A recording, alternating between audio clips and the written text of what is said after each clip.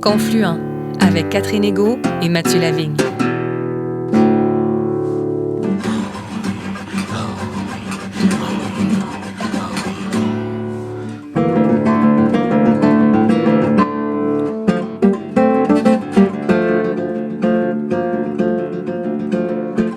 Bonjour Mathieu. Bonjour Catherine. Bonjour à tous et à toutes et bienvenue à Confluent, l'émission qui donne la parole aux premiers peuples et à leurs alliés. Cette semaine, nous accueillons Brian Gettler, historien d'origine américaine, spécialiste de l'histoire du colonialisme au Québec et au Canada. Le professeur Gettler enseigne à l'Université de Toronto. Ses recherches actuelles portent sur les finances publiques et les relations fiscales entre la couronne et les Premières Nations et sur la participation autochtone à l'économie de crédit dans la vallée du Saint-Laurent au XIXe siècle et au début du XXe. Avec Brian Gettler, nous parlerons des relations singulières entre l'histoire nationale du Québec et celle des premiers peuples et de la nécessité de revisiter nos récits historiques afin d'y intégrer le point de vue autochtone. Nous aborderons également des thèmes sensibles qui font débat parmi les historiens comme dans la société québécoise dans son ensemble, notamment les pensionnats pour autochtones et l'utilisation du mot génocide dans le contexte des peuples autochtones du Canada. Écoutons donc Brian Gettler au micro de Mathieu Lavigne.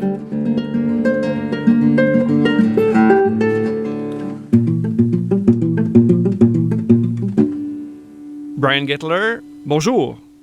Bonjour.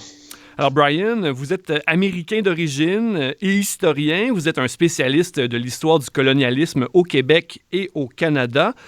Brian, où prend racine votre intérêt pour l'histoire du colonialisme de ce côté-ci de la frontière? Quand même, il devait bien rester quelque chose à dire sur l'histoire du colonialisme aux États-Unis, non?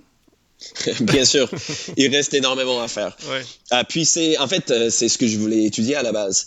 Mais un concours de circonstances m'a amené à l'UQAM pour faire ma thèse. Et une fois arrivé, j'ai vite compris que la force de l'université, la force du département d'histoire, c'était vraiment l'histoire canadienne et plus spécifiquement l'histoire québécoise.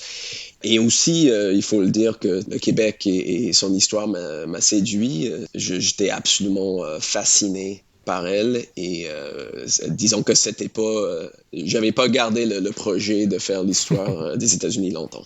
Et Brian, un de vos champs de recherche se situe justement à l'intersection de l'histoire nationale du Québec et de celle des peuples autochtones. Vous tentez de comprendre comment se croise et s'entrecroise l'histoire nationale du Québec et celle des premiers peuples.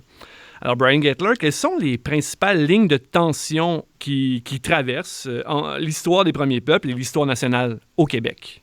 Je dirais que d'abord, c'est juste cette formule-là, histoire nationale. Nation est souvent synonyme de revendication lorsque l'on emploie de pair avec histoire. Bien que le terme histoire nationale du Québec peut être descriptif, il contient aussi au moins un germe revendicateur. Et des historiens, politiciens, militants plutôt nationalistes, ils peuvent se sentir menacés un peu par l'histoire autochtone qui revendique aussi sa place. Et ça va avoir, donc, notre tension, c'est évidemment le territoire. C'est qu'on soit nationaliste québécois ou non, on prend pour acquis la légitimité du territoire du Québec. Par contre, la légitimité des territoires des diverses nations autochtones est bien plus contestée. On parle des revendications territoriales des Autochtones et assez peu, en fait, des revendications territoriales du Québec. Et donc, on voit un peu la tension sur le territoire même. Aussi, il y a une tension, je dirais, même autour des termes qu'on utilise comme autochtone et l'histoire autochtone. Autochtone, ça recouvre une grande diversité de cultures et de sociétés. Et de parler de histoire autochtone, souvent ce qu'on veut dire par là, c'est de parler de l'histoire des relations entre autochtones et québécois ou canadiens. C'est moins l'histoire, mettons, des Inuits ou des Kanien'kehá:ka. Et donc, qu'est-ce qu'on veut dire par autochtone lorsqu'on parle de l'histoire? J'utilise souvent l'exemple, en fait, de l'histoire européenne. Donc, est-ce qu'on peut parler, par exemple, de la Révolution européenne? Qu'est-ce qu'on veut dire par ça? Est-ce qu'on veut dire l'histoire la Révolution française, la Révolution russe? On ne sait pas trop. Et lorsqu'on parle d'histoire autochtone, on fait souvent la même chose. C'est pas les mêmes faits, c'est pas les mêmes acteurs, et c'est pas non plus la même façon d'appréhender le monde. Et je pense que là aussi, c'est une tension qu'on voit lorsqu'on fait... on essaie de faire dialoguer l'histoire québécoise et l'histoire autochtone. C'est que on a différentes façons d'appréhender le monde, tout simplement. On a différents termes, on a différents concepts. Et trop souvent, en fait, on essaie de faire l'histoire autochtone dans les termes québécois ou canadiens, occidentaux. Oui. Et ça marche. Ça amène à des résultats qui sont peut-être pas à la hauteur de nos capacités. Et ça doit jouer sur notre compréhension nécessairement de ces histoires autochtones. Oui, tout à fait, parce que si on n'est pas capable de comprendre la vision du monde d'un peuple, c'est très difficile de comprendre son histoire. Si on comprend pas sa langue, et en tant que public francophone au Québec, on doit être, quand même, on est sensible à la question linguistique, et on comprend très bien que si on veut étudier, mettons, le Québec et on comprend pas le français, ça marche pas. Le même constat peut être appliqué, je pense, à l'histoire autochtone, mais on le fait très peu. Et Brian Gettler, les premiers peuples, nous demandent de revoir notre vision de l'histoire, de changer notre manière de raconter l'histoire du Québec, du Canada, même, je dirais, de l'Amérique. L'anthropologue Gilles Bibeau et d'autres chercheurs aussi avant lui parlent d'ailleurs de la nécessité de concevoir une histoire à part égale. J'ai toujours trouvé magnifique cette expression-là, mais elle recouvre un vaste chantier. Alors, je vous pose la question, par où commencer, comment procéder pour revoir ou modifier notre vision, notre façon de raconter l'histoire du Québec, du Canada? Oui, tu avais raison, c'est absolument vaste. Oui. Et selon moi, lorsqu'on est devant un chantier aussi vaste, il faut procéder de manière modeste, parce qu'on ne peut pas tout régler du jour au lendemain, puis d'ailleurs, on va jamais le régler, c'est pas quelque chose qui puisse se régler, mais on peut quand même avancer. Je suis pas tout à fait d'accord avec Gilles Bibeau et avec d'autres, avec cette vision-là. Parfait. Parce que chaque communauté, chaque nation a droit à son propre histoire, centrée sur elle-même. L'histoire canadienne n'est pas l'histoire québécoise. Le centre de gravité, le récit de base, les acteurs clés sont pas pareils. Et je pense qu'un des défis auxquels on fait face lorsqu'on parle de faire dialoguer l'histoire québécoise et l'histoire des différentes nations autochtones, c'est une volonté bien ancrée dans la société québécoise et canadienne d'assimiler les Autochtones. Et on sait à quel point l'assimilation a une histoire violente. Il faut rejeter, à mon sens, l'assimilation en faveur des tentatives d'entremêler ces histoires. Donc, de les faire dialoguer, de les faire parler.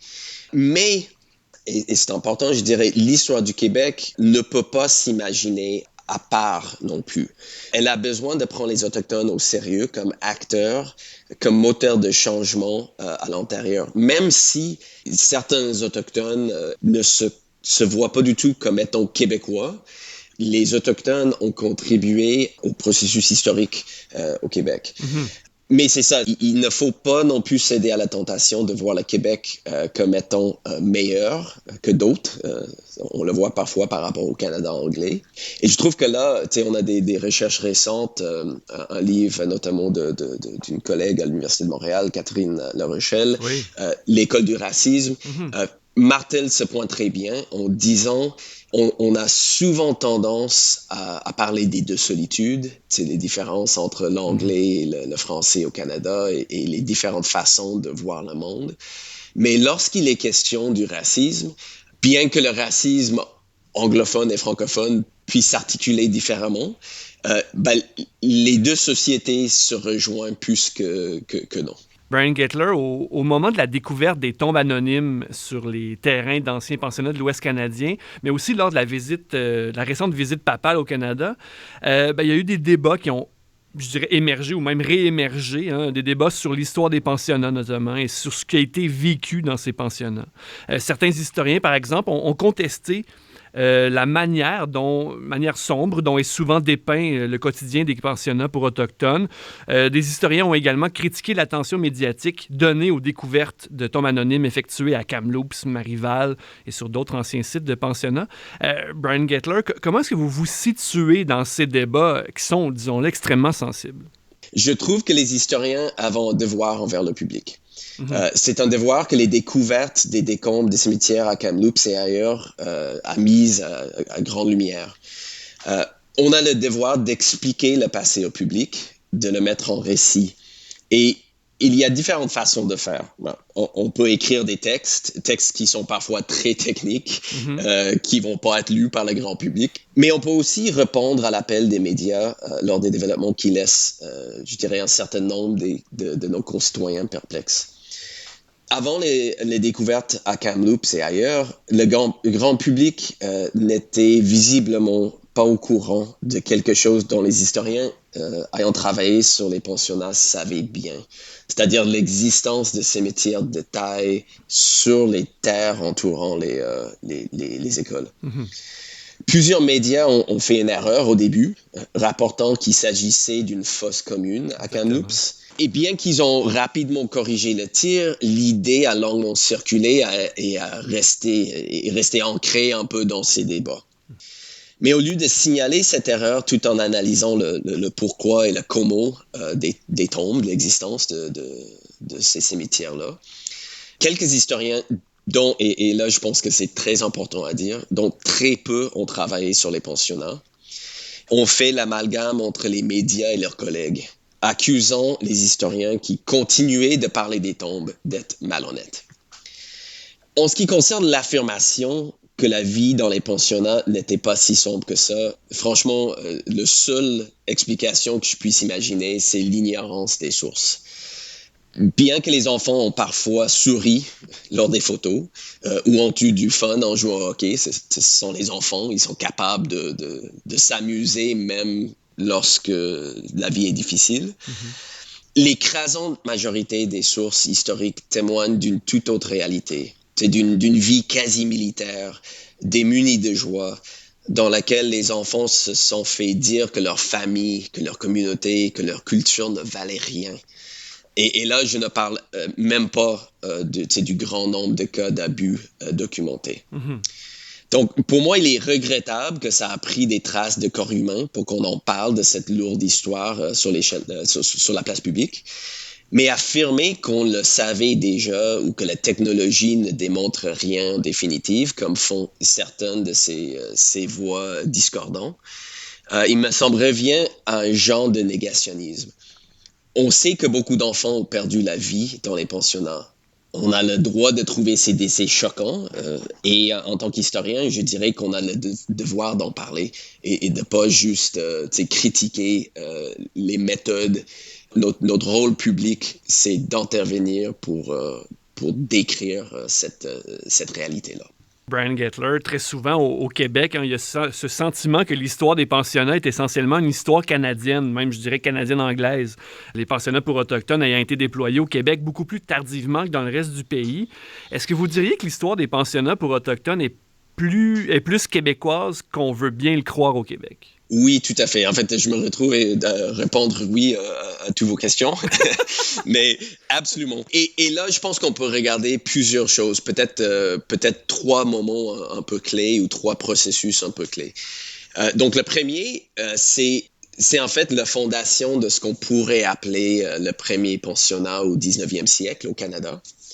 Et c'est un pensionnat fondé en 1829 par un dénommé Charles Forrest à Châteauguay. Ça bouge par la suite à Saint-Jean-sur-Richelieu, mais ça reste ouvert jusqu'en 1853, donc pendant presque 25 ans, sur sol québécois. Il ferme en 53 parce que Forrest il meurt et l'État ne veut plus le financer. L'école est laïque, puisque les chefs des nations qui envoient leurs enfants, donc c'est-à-dire essentiellement les Huron-Wendat et les Kanien'kehá:ka, refuse dès le début de les faire éduquer en religion par Forrest, parce que Forrest, donc le maître de l'école, c'est en anglican, et ces communautés-là, à l'époque, sont catholiques.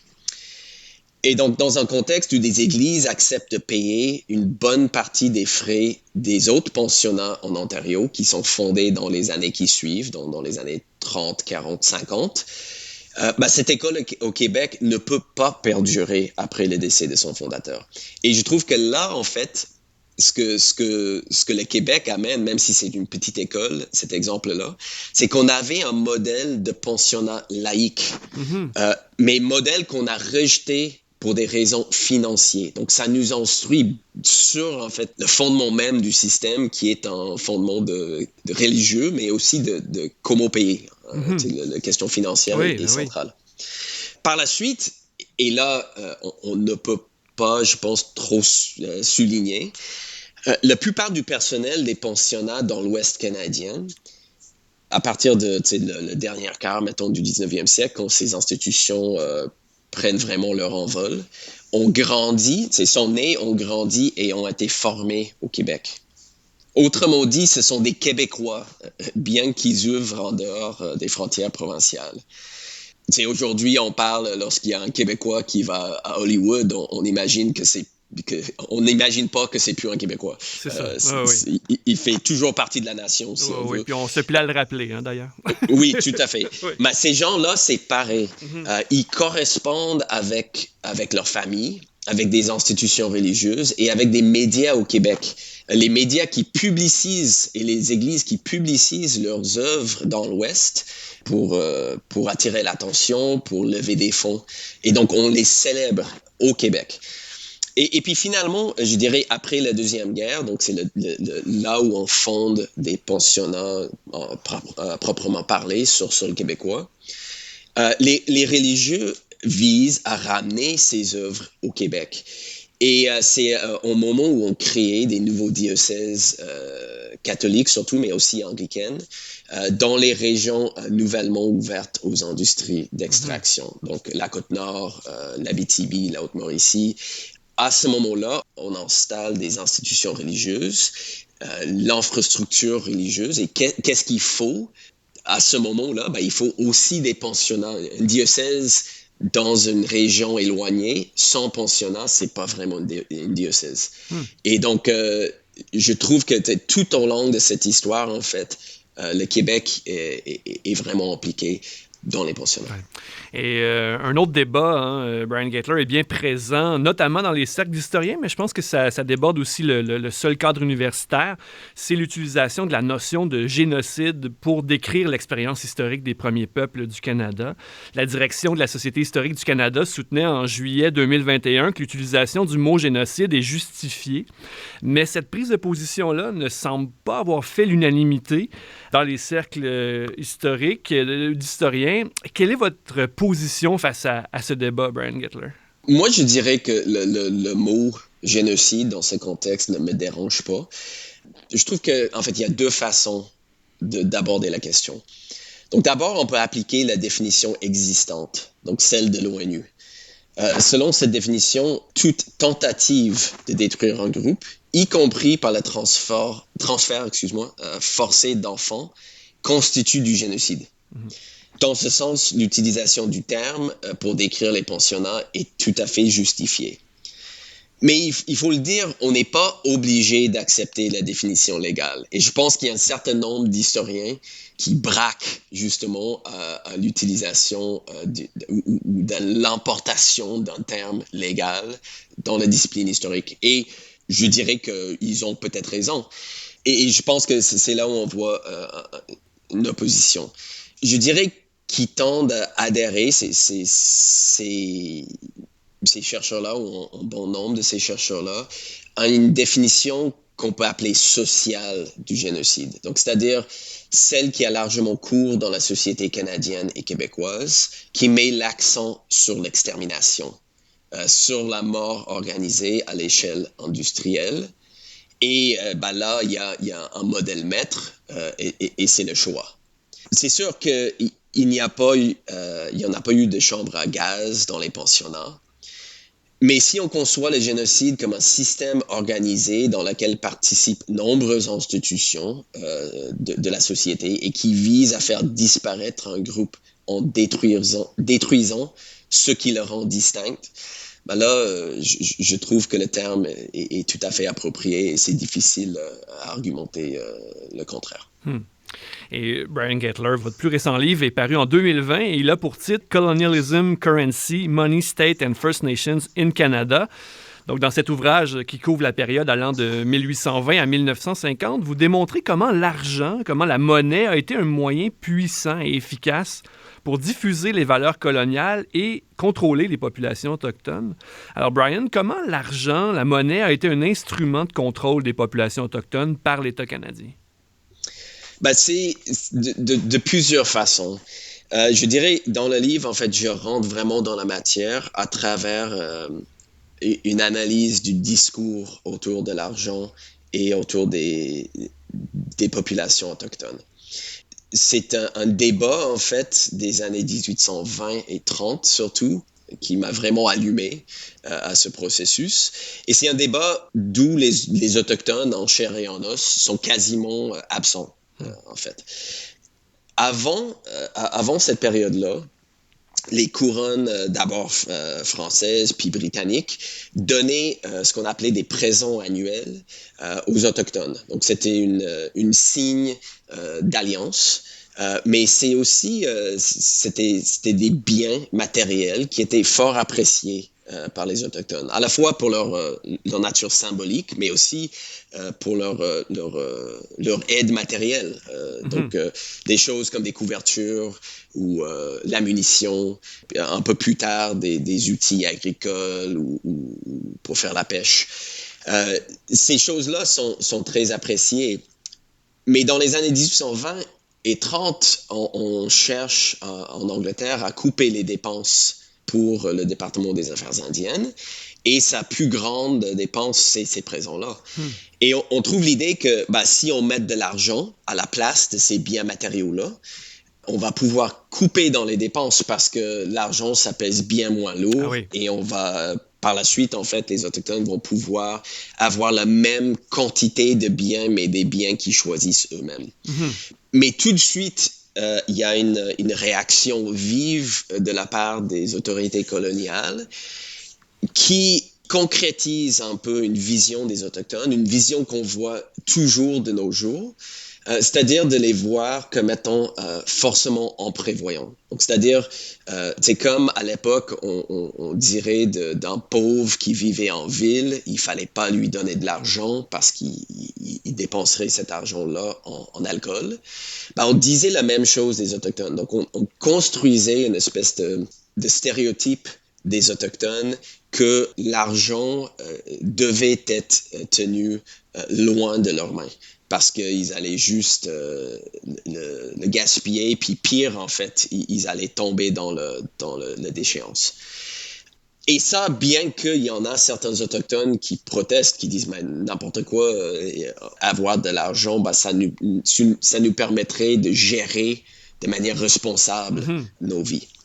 Et l'autre façon que ça se fait, le contrôle, en fait, c'est par le contrôle du territoire. Donc, d'abord, c'est par la monnaie, l'argent qu'on crée, puis c'est une longue histoire dont on n'a pas le temps de parler, mais l'argent canadien qui revendique le territoire du Canada, de mer en mer en mer, si on veut. Mais par la suite, c'est aussi un contrôle par rapport aux annuités, donc de traités en Ontario puis dans l'Ouest, où à chaque année, on donnait un peu d'argent, c'était un montant symbolique de quelques dollars, en reconnaissance des traités qui ont été signés. Et ça obligeait les Autochtones à graviter autour de des postes, souvent des postes de la compagnie de baie d'Hudson, là où on versait ces paiements-là. Et donc, on avait la capacité de garder les populations dans des zones plutôt circonscrites, de les garder loin de la population blanche. Oui. Et en terminant, Brian Gettler, donc l'argent, la monnaie a été un instrument de contrôle utilisé par l'État canadien contre les communautés autochtones, mais est-ce que l'argent a aussi pu parfois représenter un lieu de résistance des premiers peuples contre le pouvoir colonial? Oui, bien sûr. Il y a un excellent exemple dans le Saguenay-Lac-Saint-Jean que j'étudie dans le livre. Et là, c'est le pouvoir colonial, pas étatique, mais qui représente l'État pareil, donc la compagnie de baie d'Hudson, qui a une emprise sur la région dans les années 1830 et 40, et surtout sur les Autochtones.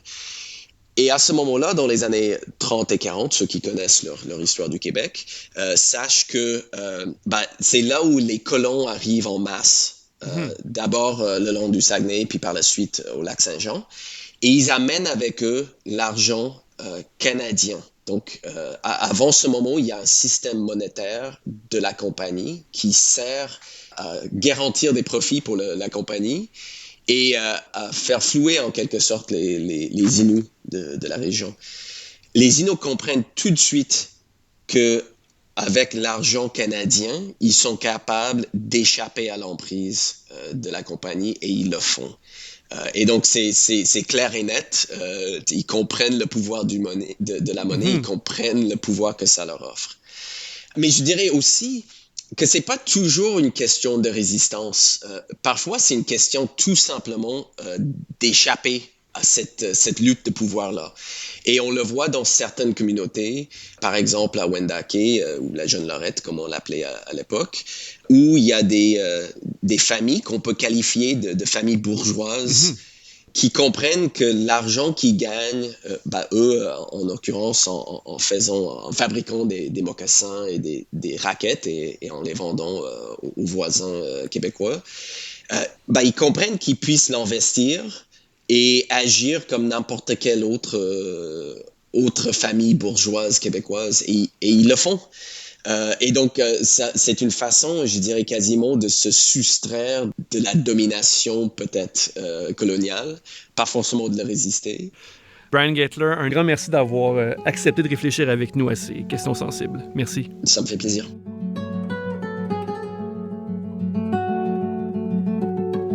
Cette semaine, nous recevions Brian Gettler, professeur de l'Université de Toronto et spécialiste de l'histoire du colonialisme. Nous remercions chaleureusement Brian Gettler de cette entrevue. Merci aussi à Daniel Fortin à la régie. L'émission Confluent est portée par l'organisme Mission Chez Nous. Vous voulez en savoir plus sur cet organisme de solidarité chrétienne avec les premiers peuples? Visitez sans tarder le site www.missioncheznous.com. Merci Catherine Egault. Merci à vous, Mathieu Lavigne. Et merci à tous nos auditeurs et auditrices. Rendez-vous la semaine prochaine. D'ici là, nous vous invitons à tendre l'oreille vers les émissions proposées sur les ondes de Radio-VM et de Radio Galilée. À bientôt!